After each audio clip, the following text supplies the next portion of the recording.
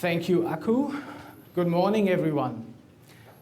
He made big words, and after Tom's thoughtful talk, I have a little bit of the feeling that I may even take it over the top now. But hopefully not, because I want to tell you a story. And the story is, what happens if a scientist meets hockey? Don't worry, there will not be any formula in this talk. It's all about pictures and videos and illustrations, not so much the mathematics behind it. I will take you around some corners, unfortunately without the chance of cutting them short. So I will talk about where we come from and my injury research, training, and what implication the research we did on ankle injuries had for our understanding of what training does. Then I will give an example from ski cross, because as I said, I have just met hockey. I have played a little myself, but that was a long time ago in Germany on a very kids level. But then I will also talk about getting into hockey. So it's all about measurement and feedback and how to improve athletes or how to manage injuries. That is what our topic is. What we trust in is force plates. That is something we have in our laboratory. We measure ground reaction forces, we measure kinematics, the movement, and then we put markers on our subjects that they look like illuminated Christmas trees. And then we make 3D graphics out of that, and then we use, like, this is just the position of the markers, and you can see the forces from the ground reaction from the force plate. And this one doesn't really connect very well. And then we make models where we try to get understanding on how the movement works. Other things we do is we measure muscle activity.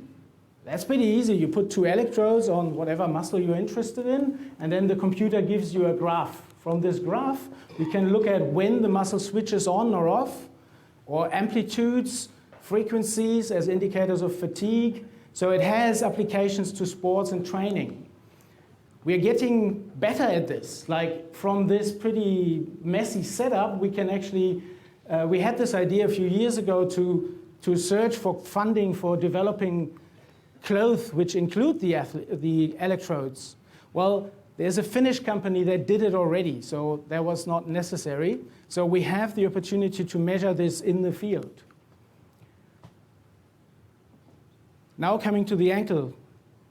The ankle is one of the most injured joints in sports. Not so much in hockey maybe, but all field sports have a considerable amount of ankle injuries. They may be not as bad as knee injuries because you can recover much more quickly and you can play on after short breaks, but the long-term effects are not fully understood. What people have actually pointed at is that balance training or neuromuscular training would improve if you had an ankle injury to prevent you from re-injury. That is definitely proven. The question is, why is that? Because, I mean, you could stop there and say, okay, if it helps, do it. That's okay. But as researchers, we typically go a little bit further and want to know what is the role of afferent feedback, so touch feedback, how does your body adapt to this new input you receive during the training? Or is it maybe whole body movements which are changed? And there are some indicators for that. And now I'm getting really like a large corner. If we think about the modular control or the motor control of movement, we have the brain, the spinal level, and the peripheral level, the muscles. Typically, we think of muscles being innervated by one nerve, so it's a one-by-one thing. But actually what has been shown recently is that it's more in groups, like the neural system generates input which goes more or less simultaneously to different groups of muscle. And it's not just in one limb, it may actually maybe different groups in the neck and the leg. That leads to a reduction in dimensionality, which would allow us, our motor control system, to work a little bit more effectively. But it is also a simplification of the movement and the control of it over time. Now it's again not doing it. Now is the long corner. Like if you have lots of these EMG signals, which I have shown before, this is during walking. And you can make these rectified curves, and you run a mathematical procedure onto this. Then you can split them into groups of muscles which are activated to a certain extent. So these are relative activations and an activation signal. And this mathematical procedure basically reflects this modular structure. It shows, okay, these muscles are active at these time points where the peaks are in the activation signals, and these ones are active at other times in the movement. And then if you use this to, like if you have this set of muscles, you can basically group them into functional groups. And then you can reconstruct the signal by comparing the raw signal, so that's the same curves as here, and then reconstructing it in red, and then how similar they are tells you that this modular approach works. So it's a little bit theoretical, but the idea is that we have now a mathematical way of how these central patterns are combined by timing functions which are most likely generated in the brain to produce movement. That's the idea.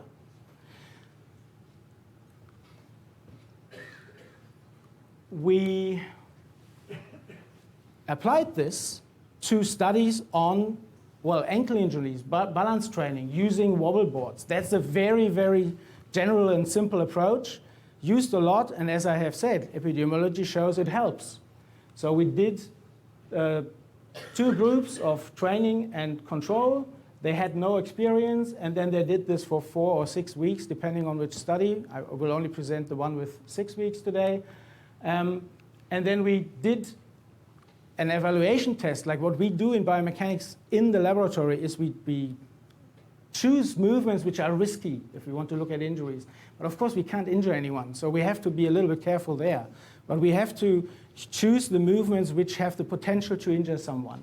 And then we did actually do this in a perturbed cutting task, like a 90-degree change of direction movement, which is very common in field sports. And then we looked at the effect of balance training on this modular control. And then we also, or we checked if it really applies, because previous studies had only looked at walking, at cyclic movements. And then we looked at if these perturbations, or the reactions to these perturbations are modified in a certain way. We have a platform here, like I showed, this force platform. Ours can actually move, so we can actually make it move when the person touches it, so we can induce slip, and we can vary the amplitude. So we have very controlled conditions. Well, and then we did the study, and I will not show the whole data set, but I show these activation modules of the muscle, the relative muscle weightings in like 5 modules. That was what we have shown. And then we have done a reference cutting trial where the person was just running around the corner without any intervention. And we did compare pre and post. So it's only graphical now. So, come on. So we could look at the similarity, and you can see it visually. It's pretty much the same. There are some slight changes, but pre and post training, the muscles, the set of muscles used doesn't change. But then if you introduce the perturbation, I mean, that is different from non-perturbed. There's other muscles getting active. Like the weightings are different. And these are the muscles actually starting from the lower leg, the thigh, the hip, and the trunk. So there's 14 or 16 muscles included. And then we can actually see where in the body these changes happen, or in which joints or which muscles attach to which joint. And then if we look at the perturbed cutting after the training, there are some changes. This one here is completely shut off. There are other examples where there are some drastic changes here. Maybe there's a muscle actually taken to it. So if we look at where these changes are significant or relevant, we can see that it is not the ankle. Like these are the ankle muscles. They don't change. What changes is the hip and the trunk. So the the abdominals and the erector spinae, which means that something is happening not down at the ankle, it's somewhere in the upper body. So this is an animation of this perturbed and unperturbed. So you can see the blue guy actually slipping 10 centimeters, and the yellow one is the unperturbed. And of course, there is movement in the upper body, which is different when you slip. But again, the slipping was the same before and after. But still, within that, the trunk muscles have changed. So what that tells us is that enhanced control of core is somewhere relevant, like it's muscle timing and muscle activation, relative activations. So it's core stability, but it's more core dynamic stability. So it's the control of it that reduces the effect of perturbations. We also looked at joint moments and all these factors which are typically used to describe injury risk, and they also get reduced, even in the unperturbed. But then the motor adaptation happens actually in the perturbed situation. And then if this, whoa, sorry. So what we have to stress here is that they didn't do anything of this in the training. They did only this wobble board training, standing on one foot and trying to keep the balance. And that changes the whole motor program in a completely unrelated task. And these changes happen on the spinal and supraspinal levels, so in the brain, and how the reflexes, well, it's not necessarily reflexes, how the muscles communicate with each other. We've done other studies as well, so we have confirmed that. And that means that cutting and potentially also other repeated tasks follow the principle of modular organization. That hasn't been done before, so that's a side thing. But this wobble board training in isolation shows that there is or leads to specific adaptations in motor control. And what we then call this is an ankle-induced neuromechanical reorganization. That's a very complicated term, but it basically means your ankle talks to your brain and vice versa, of course. And that is obvious, but that hasn't been shown in this way before. I mean, that there is a connection. Well, then the question is to be asked, because we have just started with the ice hockey, so I had to choose a different example. That was the injury part, but we also look at performance. So how to bring this to a sport, how to use our methods in sports. So we were approached by the Swedish ski cross team. Ski cross is quite new sport, may have some similarities to ice hockey because you actually slide, you use protective equipment. Well, that's a bit far-fetched. It's an individual sport. They race down all together. That's the difference. That makes it more challenging, more interesting. And they compete in qualifying rounds, and then the last ones winning the last run are the winners, or the ones winning the last one are the winners. So we know that the start is really important. So that is why we started there. There's several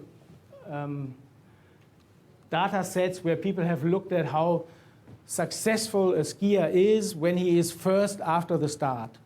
And that's about over 80%, which makes the start a very important component. So what we did is we used our typical methods, but then we used the force sensor, which is attached to this starting gate they're using. And we used our camera system. And first of all, we started indoors. We built a start ramp with like a start gate on top. This is basically from the back, a view from the back down the slope. And then we could actually, in isolation, look at the start movement. This is the final product. And the questions we were asked, how to measure it, how to train it, how to improve it, which are what I said in the introduction. Here you see a video of Sandra Näslund. She was 4th in the recent Olympics. And she was part of the studies all along. And as we speak, one of my students has just returned from Östersund to do some more testing on these athletes. So what we then did is we compared the indoor measurements because we want to get into the sport. And that is potentially also a parallel to the ice hockey world. Like we want to get onto the ice. So we prepared the same setup outdoors, also used these cameras. There's new developments there which make that possible. And then we have an athlete in Åre in Sweden doing this start outdoor, and then we could compare if they really do the same thing in the lab and not. And they do. We found that there's at least 2 different techniques. This is the force measure. Like that's one graph showing that there is 2 different ways. You can't see this on the force, but actually if you look at the joint angles, you can say that the blue is hip dominated, so there's an extensive extension of the hip, or an intensive extension of the hip, and the other one is elbow dominated, where they basically just pull themselves through the start gate. So we got some data on this, which hasn't happened much before, and then we could also compare these 2 techniques. So you can see the black guy, it's a similar graph than for the overlay video which I've shown before. They extend the hip much earlier and much more explosive, and then they have elbow angles which are not as flexed during the whole movement.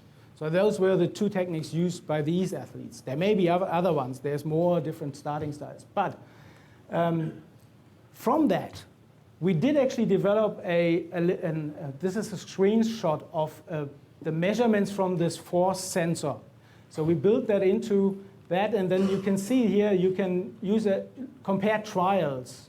You can also compare left and right, or compare performance between athletes. So it calculates the impulse, momentum generated while leaving the gate, and that is actually shown to the athletes straight away. So this interface is run by the coaches in this case. Well, there's one thing which I wanted to mention. That is why I put it in here. We wrote a manual how to use the system. You can't just press a button and it works. So there's a few things you have to do. But again, you see Sandra here. And she's doing a start again in this indoor facility. It's a different one this time, like that has been rebuilt several times. And then while she's taking off the skis, the coaches can actually enter like date and body weight.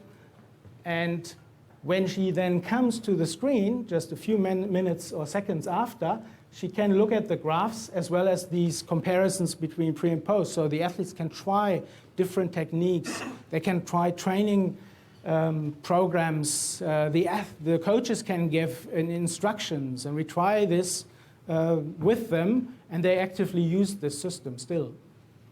So that would be something I would really like to do in ice hockey. I met Jens and Martin Tim, who were the team physician and the physical trainer of the Aalborg Pirates, which is our local team who just won the Danish championships. And then we were looking at what is done currently in ice hockey. And you do like strength tests, power jumps, shuttle runs, and we came up with a list of potential exercises we could use, but not exercises in doing just a power lift or a bench press, rather including these stability things, which I have mentioned before in the ankle research. And one of these things is time to stability. So how quickly someone gets to like a very quiet stance. And there I would expect that ice hockey players can do this because they stand on skates all the time. They regulate this dynamically. And potentially they use these upper body strategies a lot. I'm sure they do. And they're really good at that. Like you tell them, they do it 5 times and they stand still after half a second. It's just really good. So we started off with this one. And this is still hanging. Did this on 28 athletes, and the idea was, like the whole Pirates team, of course, the idea was to screen them over the years. There were some problems with this because like coaches change, and then, championships come, and we still have working on the schedule, so I can't provide like a development now. It's a one-shot thing. But they practice this during their training sessions with the coach, that they know what to do when they come to the lab, that there's no learning effects and all these things. So we tried to do this to the best of our capabilities. And then they had these jumps over boxes, and then they had drop jumps and these counter movement jumps. And what we found, actually the coaching program Martin used at the time was aiming at symmetry. He wanted to make them as symmetric as possible. You could suspect that an ice hockey player may have a certain asymmetry due to the one-sided playing habit, but what we found is that they were perfectly symmetric over the whole group, and this is for the drop run. So, but what we also found is there's one. This is an example of one player being like he has a marker on the hip, so that is the pelvis moving down, and while moving down the forces, and you can see that this is highly asymmetric. And actually, just after this, he injured himself during a warm-up trial. So he had a cut in his calf beforehand. He was playing again, but obviously not fully recovered. So this is something we can potentially figure out or look at. We try to extend this. So we worked with Team Denmark, which is the Danish elite sports organization, and the Danish Ice Hockey Union. And they have like a basic strength and power assessment. And while the predictive value of this has been questioned, like it's important, of course, you need baseline values, you need a certain fitness level. But if that tells you anything about player skills and if they're recovered after injury, that is still questionable. So I have a student group right now working on setting up some on-ice tests in combination. The question may be, is that enough doing an isolated test? But at least it would give you some ideas of how these power values relate to the performance on ice and how this can be tested under controlled conditions. The next or current steps is also to use some mobile data systems to do this, not in our laboratory. I mean, our laboratory will soon be next to the ice rink, so that's not really a problem, but doing it anywhere would be also a good idea. So there's lots of mobile technologies which can be used, video systems, and this is a video of one of these on-ice tests where they have to hit a certain goal and they get cues when to shoot where, and they have to make this decision as well. So there's a little bit of decision-making included as well. It's all non-approved. We have to discuss this. This is suggestions. This is our scientific thinking coming together with whatever we see or get told from the coaches. But seeing the success we have had in other sports, we see a huge potential. So we hope that we can continue this. And to summarize this talk, I have talked about the ankle. Not a major issue in hockey, of course, but it shows that we can actually change motor control strategies by training, and I suspect that it will be any training which does this.